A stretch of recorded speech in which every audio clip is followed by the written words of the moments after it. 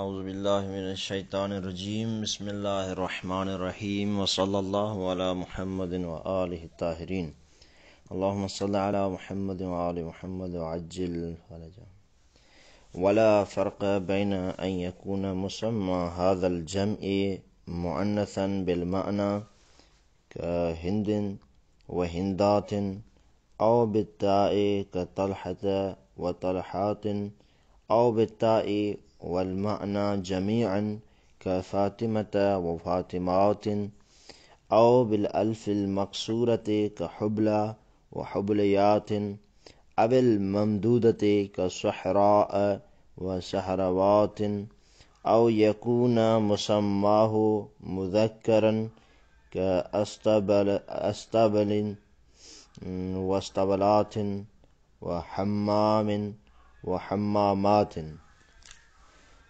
آقائون، ہماری جو بحث تھی وہ اس چیز میں تھی کہ ایسے بابوں کا ہم ذکر کر رہے تھے کہ جو باب خارج ہیں اصل سے، اور ہماری بحث یہاں تک آ کے پہنچی تھی کہ وہ باب کے جو خارج ہیں اصل سے ان میں سے ایک باب ہم نے ذکر کیا، وہ یہ تھا کہ اولات اور وہ جمع کہ جس کا آخر یا اختتام الف اور تا مزیدتین پہ ہوتا ہو، اور بعض بزرگان نے اس کو جمع مؤنث سالم کا نام دیا، لیکن مصنف نے اس نام سے روگردانی کی، اور آج بتائیں گے کہ اس کی کیا وجہ ہے کہ مصنف نے اس کو جمع مؤنث سالم نہیں کہا، اور خود وہ مصنف اس کی تفسیر بھی کریں گے۔ البتہ کل والے درس کے جو متن میں ایک عبارت تھی وما سمی بہ منہما، اس منہما کی جو ضمیر ہے وہ اولات اور ایسے جمع اور جو جس کا اختتام الف اور تا مزیدتین پر ہوتا ہو اس کی طرف ہے۔ اگر شاید اشتباہ ہو گیا ہو ترجمے میں تو اس کو یہی سیٹ کر دیں۔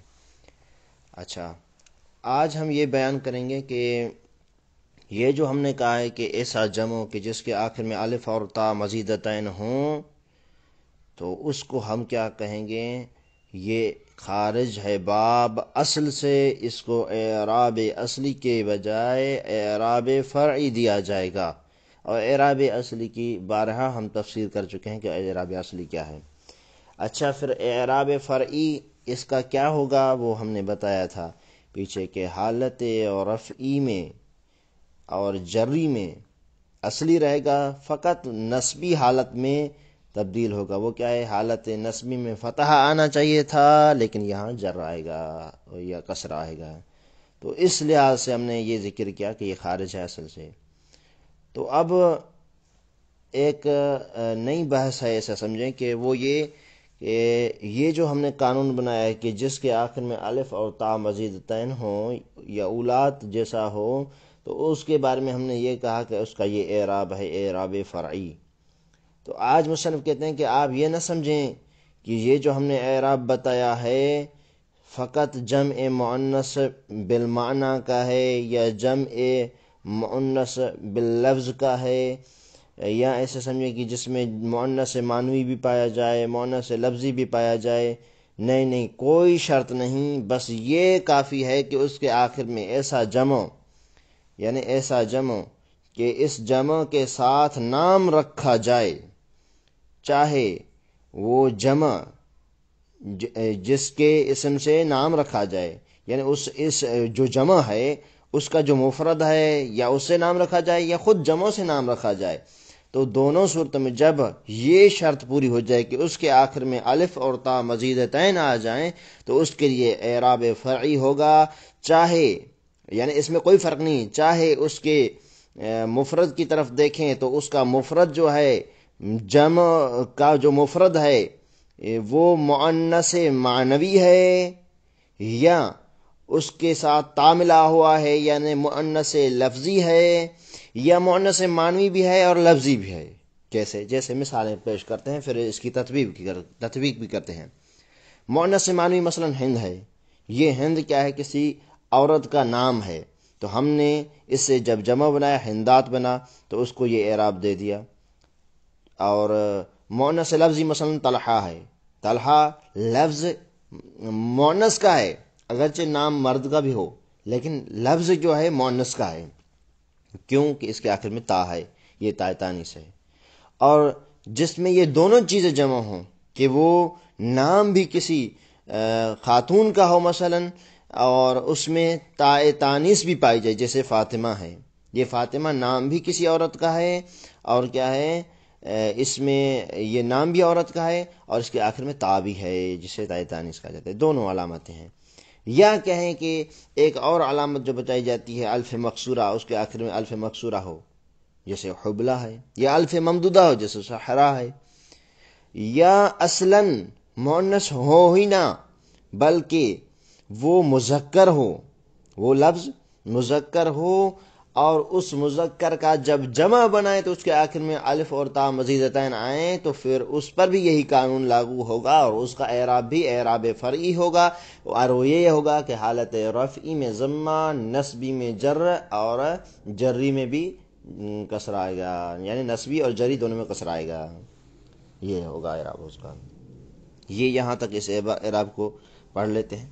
ولا فرق بین ان یکون مسمى هذا الجمع، اس میں کوئی فرق نہیں اس جمع کے ساتھ نام رکھا جائے مؤنثا بالمعنی، کہ وہ مؤنث بالمعنی ہو، یعنی معنی کے لحاظ سے مؤنث ہو، لفظ کے لحاظ سے مؤنث نہ ہو۔ مثلا جیسے ہند ہے، ہند دیکھیں کہ ہند و ہندات، یہ کیا ہے، ہند نام ہے عورت کا، لیکن اس میں لفظ اس کو مؤنث لفظی نہیں کہیں گے، مؤنث معنوی کہیں گے۔ لفظی تب ہم کہیں گے جب اس میں تا تانیث ہو۔ اچھا، یہ بالکل وہ زینب کی طرح ہے جو اس میں زینب ہے، اس میں زینب کے بارے میں بھی کہا جاتا ہے کہ یہ مؤنث معنوی ہے، مؤنث لفظی نہیں ہے۔ اچھا، او بالتاء، یا کیا ہے یہ جو نام رکھا جائے، اس جمع کے ساتھ نام رکھا جائے کہ مؤنث معنی نہ بھی ہو لیکن مؤنث لفظی ہو، کا طلحۃ و طلحات، دیکھیں اس کے آخر میں الف اور تا مزید آ گئے۔ او بالتاء والمعنی جمیعا، یا معنی کے لحاظ سے بھی مؤنث ہو اور تا تانیث بھی ہو، دونوں لحاظ سے وہ مؤنث ہو، جمیعا یعنی دونوں لحاظ سے، کا فاطمہ و فاطمات، جیسے فاطمہ ہے نام بھی عورت کا ہے اور اس کے آخر میں تا تانیث بھی ہے۔ او بالالف المقصورہ کا حبلہ و حبلیات، جیسے حبلہ ہے اور حبلیات، یہ واضح ہے، یا اس کے آخر میں الف مقصورہ ہو۔ اول ممدودت، یا اس کے آخر میں الف ممدودہ ہو، کا سحرا و سحروات۔ اچھا، او یکون مسماہ مذکرن، یا اصلاً اس کا نام رکھا جائے، اس جمع کے ساتھ نام رکھا جائے کسی مذکر کا، جیسے استبل ہے، گھوڑوں کے استبل ہو، اور اس کا جمع استبلات۔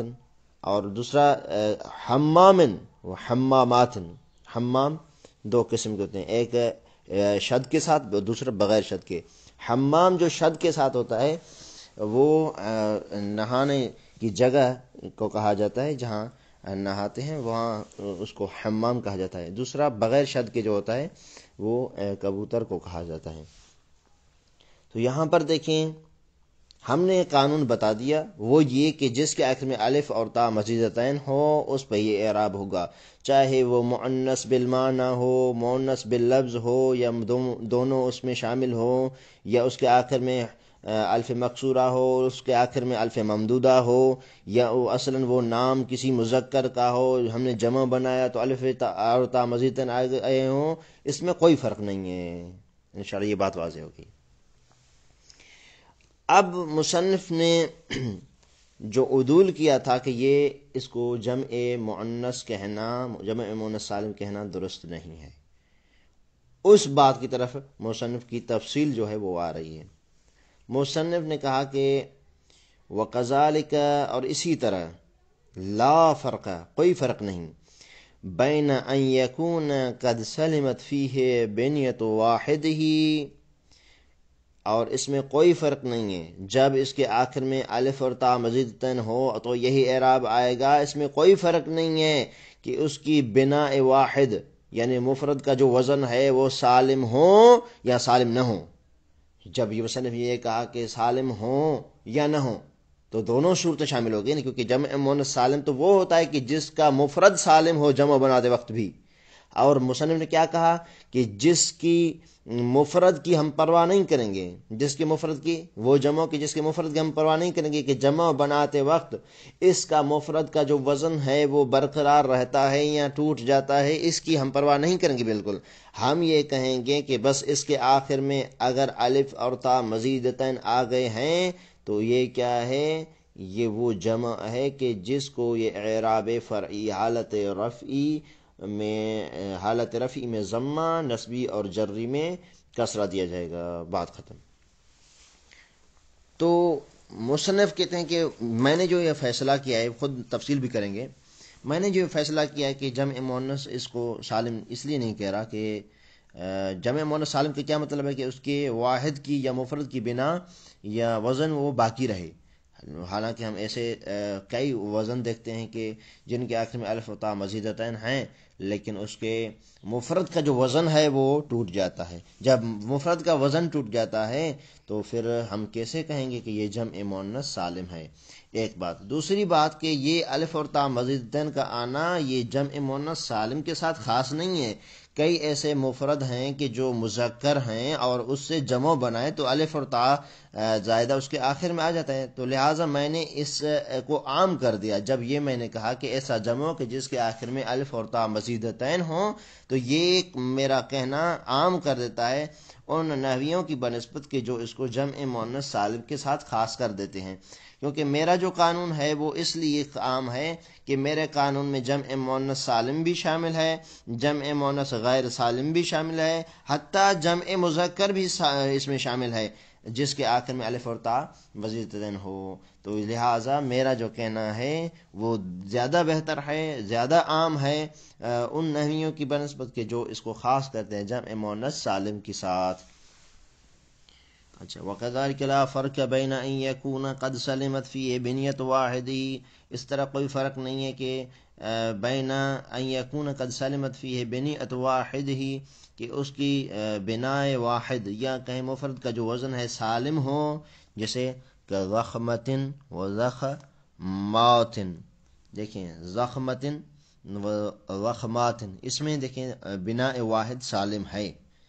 ٹھیک ہے، کیونکہ زواد اور زواد مفتوح ہے اور یہاں پر بھی زواد مفتوح ہے. وہاں پر زواد کیا ہے، بعد وہ خا ہے وہ مجزوم ہے، یہ بھی مجزوم ہے، پھر میم کیا ہے مفتوح ہے.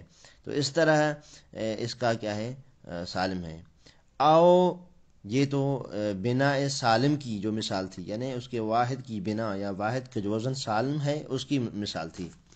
اگرچہ بعض نحویوں نے اس پر بھی اعتراض کیا ہے کہ یہ بھی مثال درست نہیں ہے کہ اس کی بنا سالم ہے، کیونکہ دیکھیں اس کے آخر میں تا ہے، وہ تا کے درمیان جب جمع بناتے ہیں تو الف آ جاتا ہے اور یہ الف کا آنا اس کے وزن کو توڑ دیتا ہے. علی کل حال انہوں نے تو یہ مثال پیش کی ہے کہ جمع مؤنث سالم کی یہ مثال پیش کی ہے. اچھا. او تغیرت، یا اس کے واحد کا جو وزن ہے وہ ٹوٹ جاتا ہے، تبدیل ہو جاتا ہے، جیسے کا سجدتن و سجداتن. اب یہاں پر غور فرمائیں، خود یہ بتائیں گے کس طرح ان کے ٹوٹے ہیں. وہ حبلا حبلا و حبلیاتن، الف مکسورہ کی مثال دی. و صحرا و صحرواتن. اب یہاں پر بتائیں گے کہ یہاں پر وزن واحد یا مفرد کی جو بنا ہے وزن ہے وہ کیسے تبدیل ہوا ہے، کیسے ٹوٹا ہے. دیکھیں اللہ تعالیٰ، کیا آپ نے دیکھا، کیا آپ نے نہیں دیکھا کہ ان الاول تحرک وسطہ، کہ پہلے کا جو وسط ہے وہ کیا ہے متحرک ہو گیا. کون سا پہلا؟ سجدتن و سجداتن. دیکھیں مفرد کی جیم جو ہے وسط وہ ساکن ہے، لیکن جمع کی جو جیم ہے وسط جو ہے وہ کیا ہے متحرک ہے. تو کہتے ہیں کہ آپ نے دیکھا کہ اس کا جو وسط ہے یعنی جمع کا وہ متحرک ہو گیا، حالانکہ اس کے مفرد کا وہ وسط ہے وہ متحرک نہیں تھا، تو یہ تبدیل ہو گیا. اچھا. دوسرا وثانی، دوسرے مثال میں حبلا و حبلیات میں قلبت الفہ یا ان، دوسری مثال میں جو الف ہے وہ یا میں تبدیل ہو گیا. حبلا کے آخر میں الف مکسورہ ہے نا، تو حبلیات میں یہ الف یا میں کیا ہے تبدیل ہو گیا. اچھا صحرا اور سہلوات میں کیا ہوا ہے؟ وثالث قلبت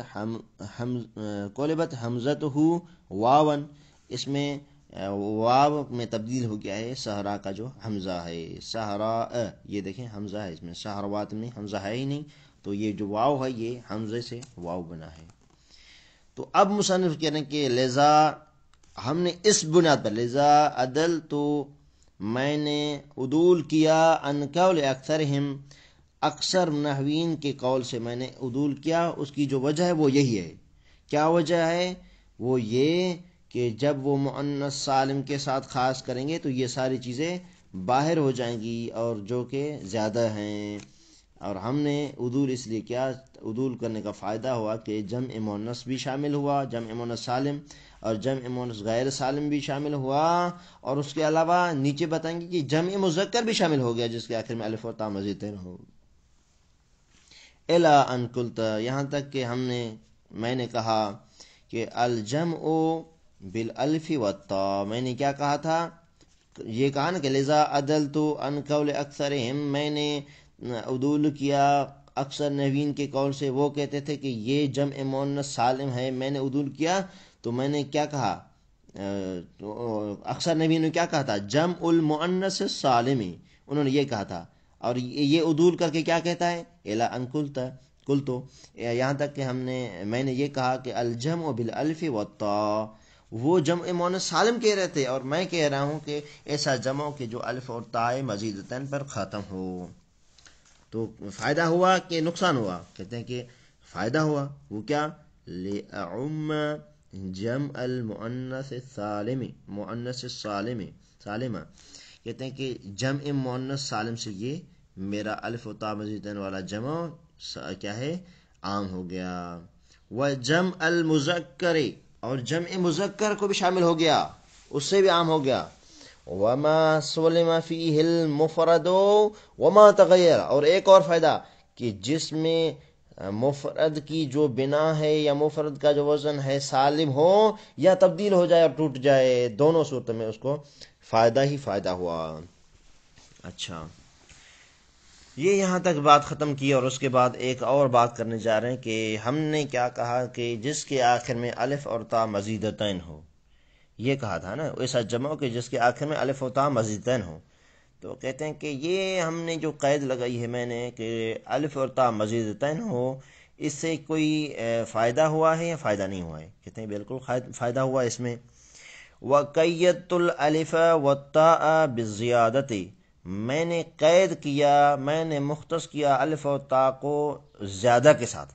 یعنی کیا مطلب؟ ہم نے یہ کہا کہ ایسا جمع کہ جس کے آخر میں الف اور تا آئیں لیکن مزیدتین، دونوں مزید ہوں یعنی زائد ہوں، اصلی نہ ہوں. تو اس سے کیا فائدہ ہوا اس قید سے؟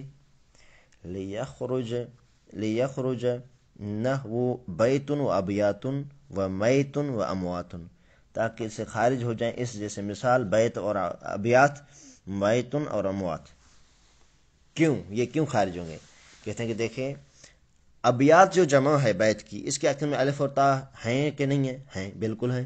اور اموات کے آخر میں الف اور تا ہیں، لیکن اس کو جو اعراب دیا گیا ہے وہ اعراب فرعی نہیں دیا جاتا، اس کو اعراب اصلی دیا جاتا ہے. کیا وجہ ہے؟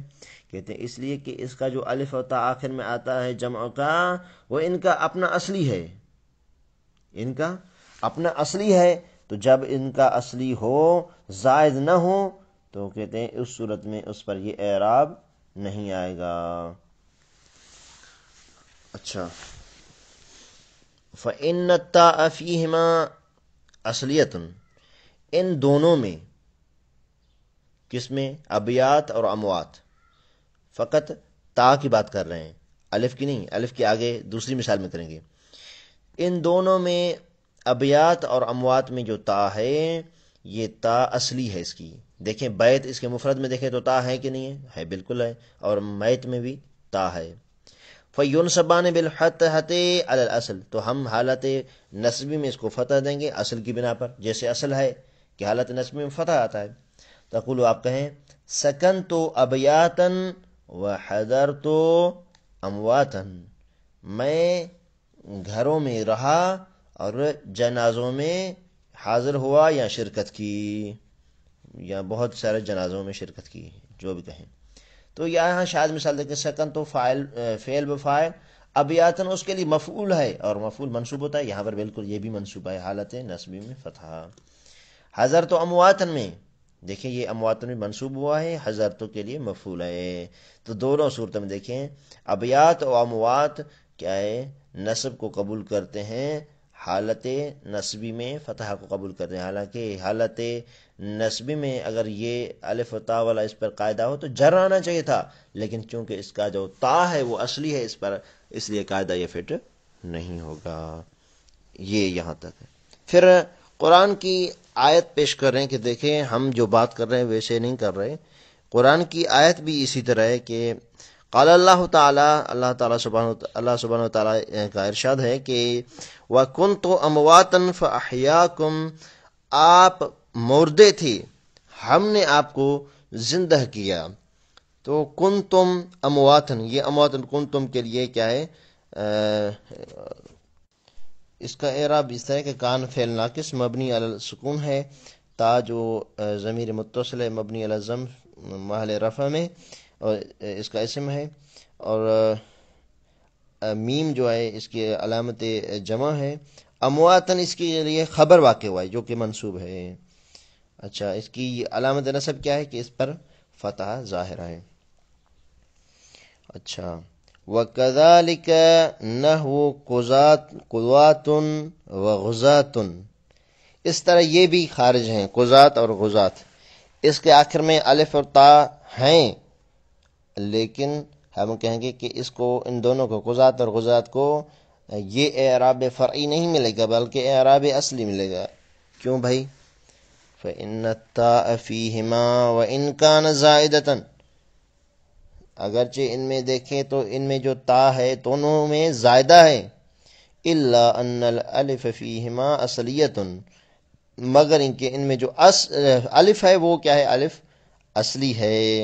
لانہا منقلبۃ عن اصل، اس لیے کہ یہ جو دونوں میں غزات اور قضات میں جو الف ہے یہ تبدیل ہو کر آیا ہے اصل سے.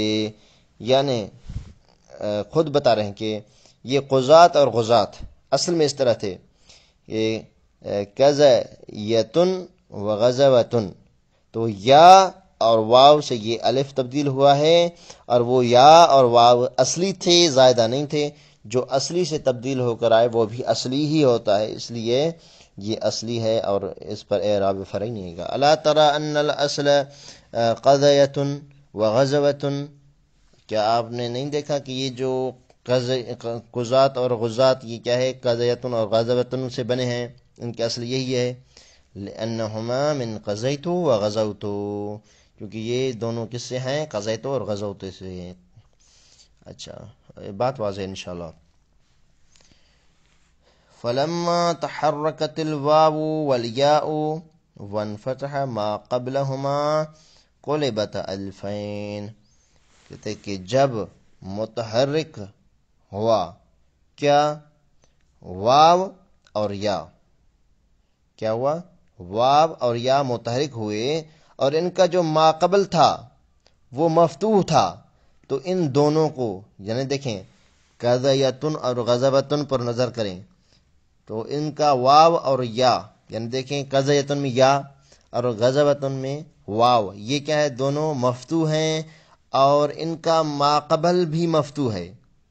یا ایسے کہیں کہ یا اور واو متحرک ہیں اور ان کا ماقبل مفتوح ہے. اور یہ قانون ہے صرفی کہ جب یہ متحرک ہو اور ان کا ماقبل مفتوح ہو تو ان کو الف میں تبدیل کیا جاتا ہے. تو ہم نے بھی ایسا ہی کیا، ان کو الف میں تبدیل کیا، واو کو بھی یا کو بھی. فَكَذَلِكَ يُنْصَبَانِ بِالْفَتْحَةِ عَلَى الْأَصْلِ، تو اس طرح ان کو حالت نصبی میں فتح دیا جائے گا اصل کی بنا پر. کیوں کہ ان کا نہ الف اصلی نہیں ہے، ایک کا اصل بنا ہے یا سے، جیسے قضات کا، اور غزات کا الف بنا ہے واو سے. فَتَقُولُوا رَأَيْتُ قُضَّاتًا وَغُزَّاتًا. اچھا یہاں پر یہ چوتھا باب ختم ہوا کہ جو خارج ہے اصل سے، جس پر اعراب فرعی آئے گا، اعراب اصلی نہیں آئے گا۔ آج ایک دوسرا باب شروع کرنے جا رہے ہیں کہ جو بالکل ہی آسان ہے، وہ یہ ہے کہ ممنوع من الصرف،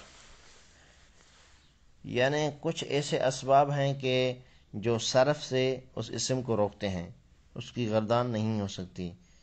اور وہ کیا اسباب ہیں؟ ان کو اسباب تسعہ، 9 اسباب کا نام دیا جاتا ہے۔ ان میں سے کوئی 2 اسباب ہوں تو اس کی کیا ہے، تصرف کو روک دیتے ہیں، ممنوع کر دیتے ہیں، یا ایک ایسا سبب ہو کہ جو 2 کے قائم مقام ہو تو پھر بھی ان کا وہی قائم ہوگا۔ تو میرے خیال میں یہ الگ ایک بحث ہے، اس کو الگ رکھتے ہیں کل کے درس کے لیے۔ انشاءاللہ کل سے جو درس ہوگا وہ اس کا زیادہ تھوڑا حصہ پڑھیں گے۔ وصلی اللہ علی محمد وآلہ الطاہرین۔